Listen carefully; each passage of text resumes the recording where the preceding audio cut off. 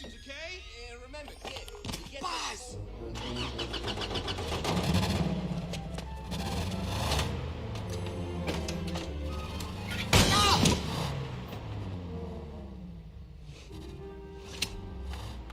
He's safer in the cockpit than a cargo bay. What an idiot.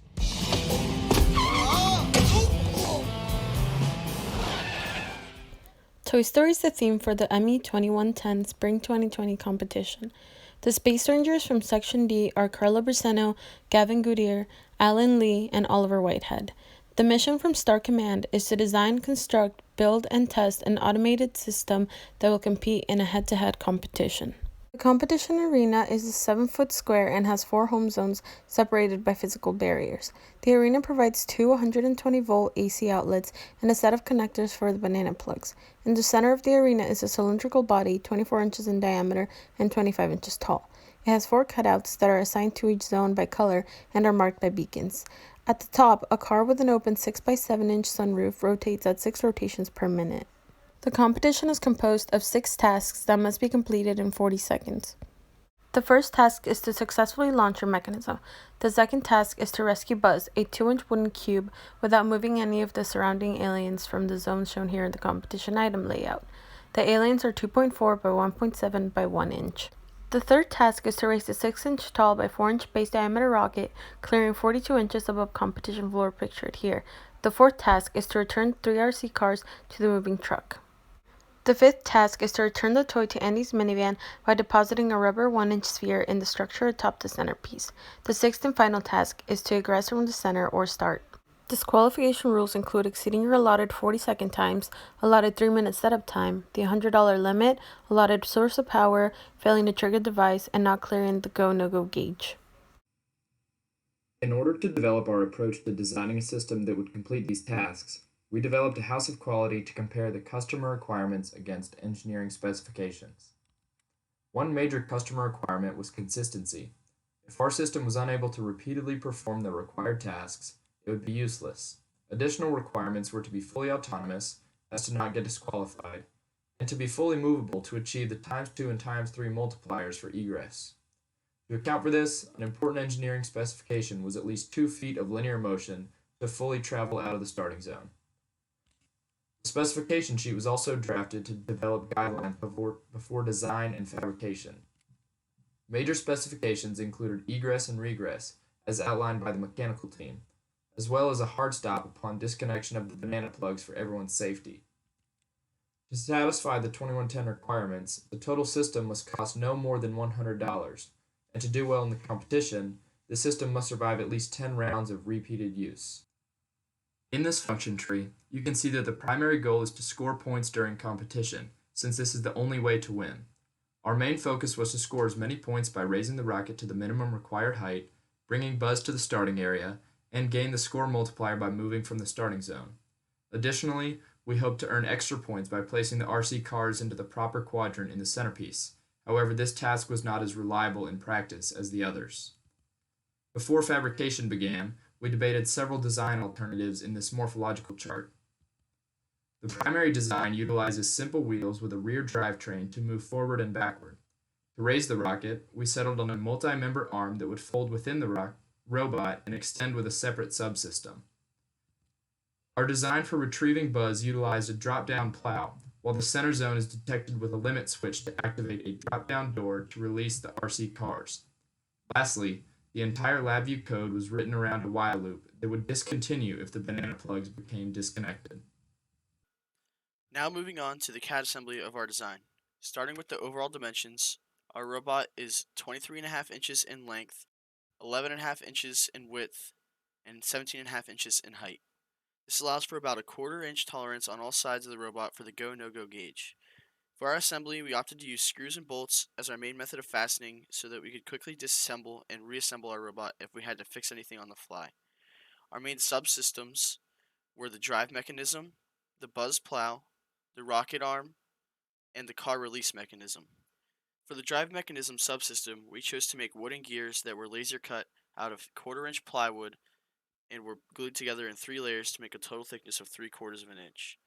The gear ratio for this was 9:14, which gave us a little bit of mechanical advantage and got us more torque out of our DC motor. We chose to use our large DC motor held in place by our 3 printed motor mounts for this subsystem. All of these items were attached to a 1/2-inch dowel rod for our axle, and that axle was held in place by 2 set screw collars and 2 ball bearings that were press fit into wooden blocks. For the bus plow subsystem, we chose a simple solution of using a plow that was pulled down by gravity once our pneumatic actuator was extended and then raised after dragging bus back to our starting zone by retracting the actuator. This is done using some nylon string through a series of eye hooks. The subsystem had about a 70% success rate during our testing and competitions. Here is a short animation of our plow in action.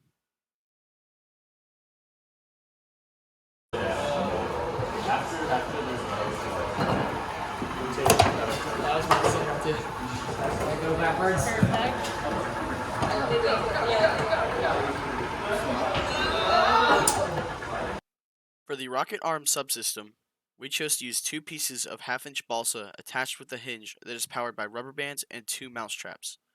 The lower arm is raised into place using our second motor with a gear ratio of 9:16. The upper arm is under constant tension and rides along this guide rail as the lower arm is raised. The rocket is attached to the upper arm using a zip tie. This mechanism had a 100% success rate in our practice and competitions. Here is a quick animation showing the raising of the rocket arm.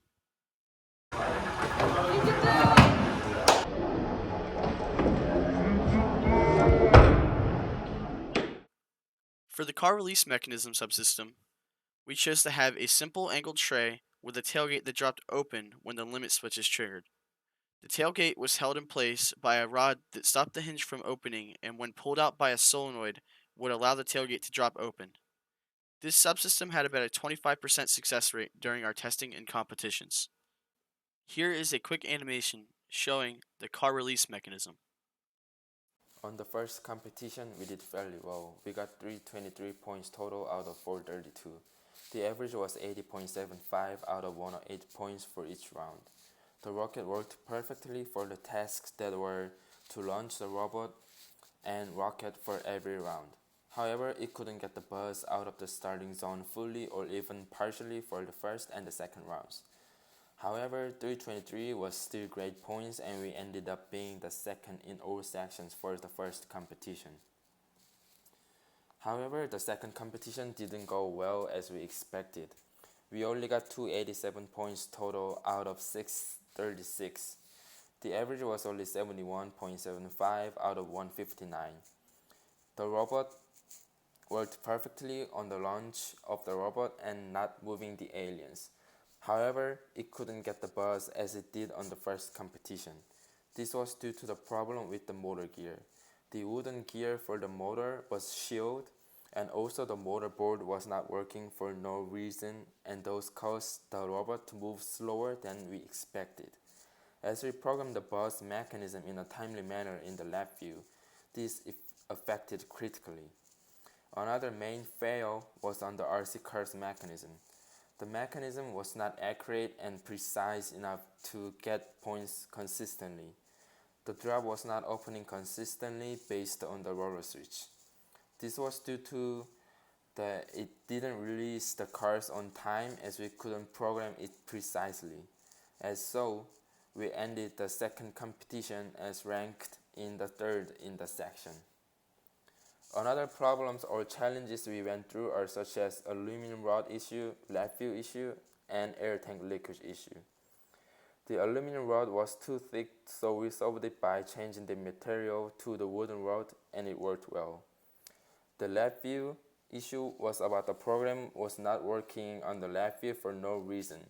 So we just tried it, copy and paste it to the new VI and it worked well. Finally, the air tank that we were given was not working well. The air was kept leaking from it.